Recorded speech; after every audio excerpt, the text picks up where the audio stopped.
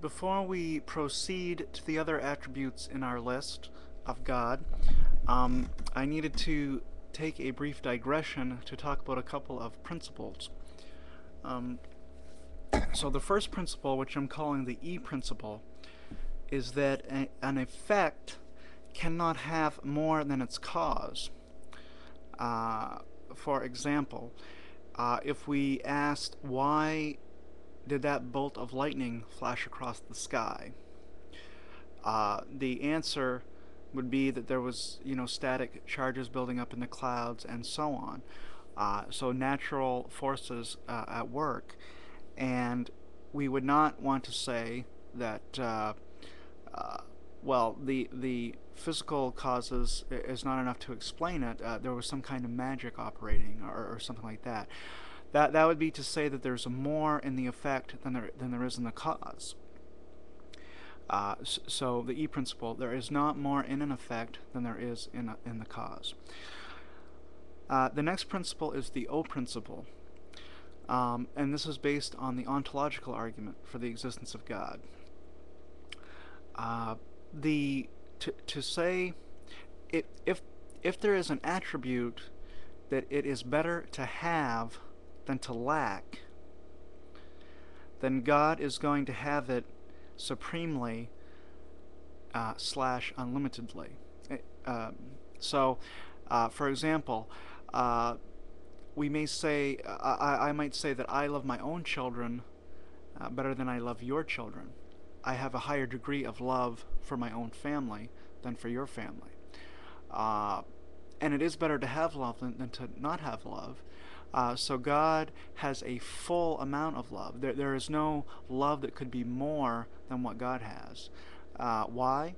Because God is the supreme being. If there were a being that is that has that's exactly like God, but has total love, then that being would be God.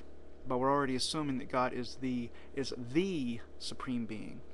Okay, so that's the O principle. So with these two principles, we can begin to look now at the other attributes of God on our list.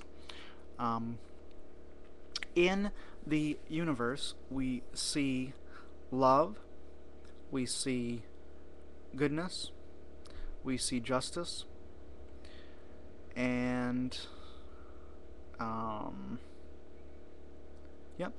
So we see those attributes in the physical world, but because of the E principle, we know that God must possess those attributes as well, and because of the O principle, we know that He possesses them uh, infinitely.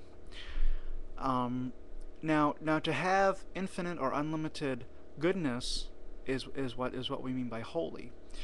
What we just said was that God has the following attributes: God is loving, God is personal, God is holy, and God is just.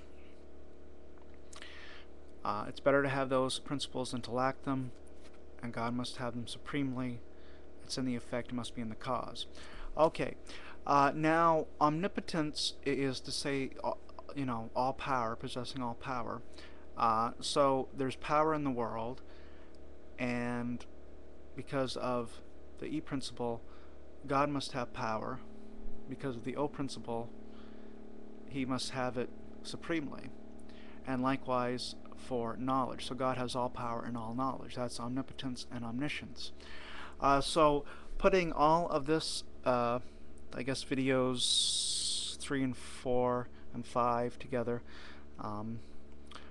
we can now say that we know, without appealing to the Bible, we can know just from reason and common sense that since God exists because of the cosmological argument, etc., we know that God is omnipotent, omniscient, omnipresent, loving, personal, holy, eternal, just, and immaterial. So God possesses these attributes. God doesn't only exist, He has all of these attributes on our list. So what we want to do next is to transition from God's existence and attributes to a more specifically Christian version of theism. So there'll be some videos to bridge that gap, and then we'll look at Jesus himself and what we can say about Jesus and about Christianity, as opposed to just general theism.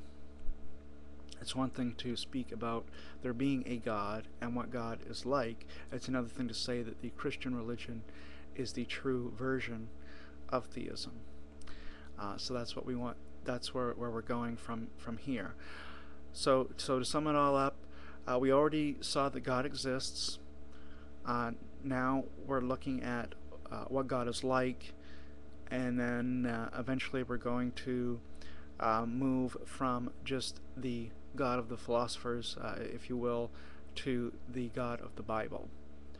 And again, what we're doing here is we're using reason. We're not just saying, well, this is what they told, this is what my pastor told me, this is what my Sunday school teacher told me, this is what the Bible says. No, we're using reason, which all rational men and women and children should accept. Thank you. Shalom.